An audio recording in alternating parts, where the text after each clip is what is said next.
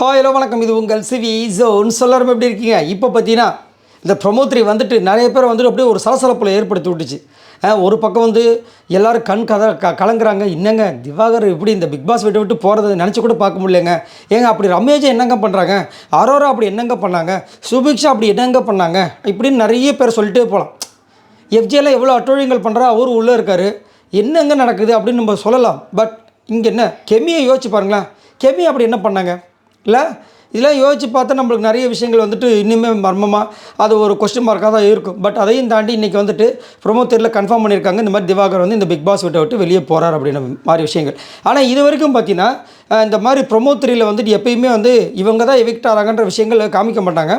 ஒரு க்ளூ மாதிரி வைப்பாங்க, ஒரு மர்மமாக ஒரு விஷயத்தை வைப்பாங்க.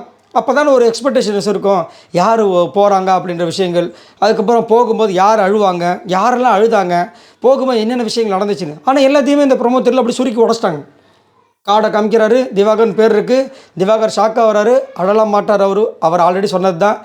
விஜய் பார்வதி ஷாக்காக வராங்க, விஜய் பார்வதி அழுகுறாங்க, அவங்க அது விஷயங்கள் சொல்கிறாங்க. வீட்டை விட்டு வெளியே போகிறாரு, நம்ம விஜய் சேதுபதி கிட்ட வராரு. அங்கே வந்து மனுஷன் சும்மா இருக்காரா? சரி இல்லை எல்லாம் நிறைய பேர் சொல்லியிருக்காங்க, விஜய் சேதுபதி மாதிரியே நீங்கள் இருக்கீங்க அப்படின்ற மாதிரி சொன்னோன்னே முத்தத்தை கொடுக்குறாரு. போகும்போது அது எவ்வளோ பெரிய விஷயம். போகிறதுக்கு முன்னாடி வந்துட்டு விஜய் சேதுபதி கிட்டேருந்து ஒரு பரிசை வாங்கிட்டு போகிறது எவ்வளோ ஒரு சூப்பரான ஒரு சம்பவம் இல்லை?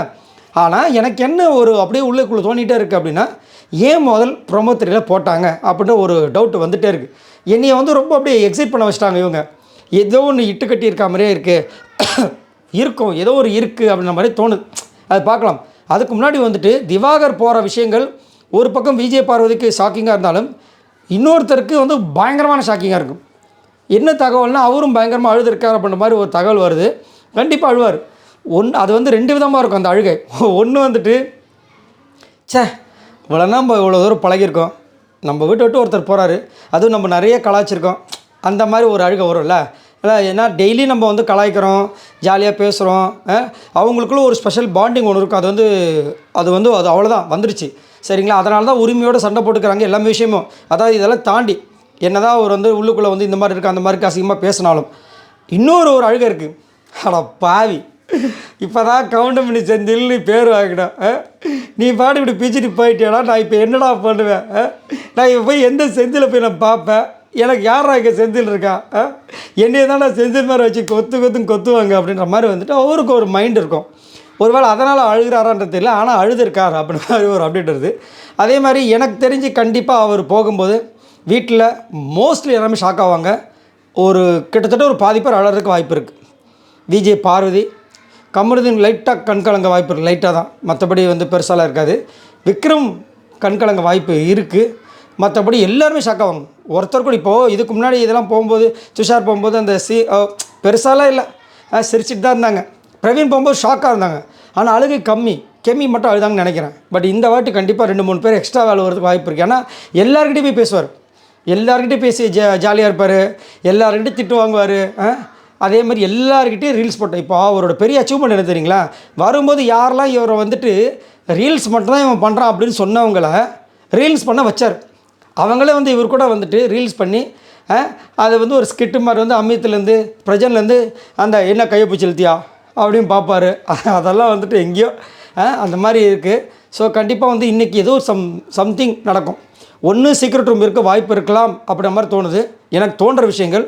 இன்னொன்று வந்துட்டு பார்த்திங்கன்னா பயங்கரமான உள்ளே வந்துட்டு அவ்வளோ சோகமாக பயங்கரமாக இருக்கும். ஏன்னா நல்லா பழகின ஒரு ஆள். துஷார் தான் பார்த்திங்கன்னா பெருசாகலாம் கிடையாது.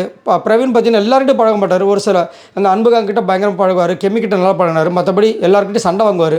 அந்த மாதிரி தானே போய்ட்டு இருந்தது. பட் இவர் வந்துட்டு எல்லார்கிட்டையும் சண்டையை வாங்கியிருக்காரு, எல்லாருக்கிட்டையும் நல்லா ஜாலியாக பேசியிருக்காரு.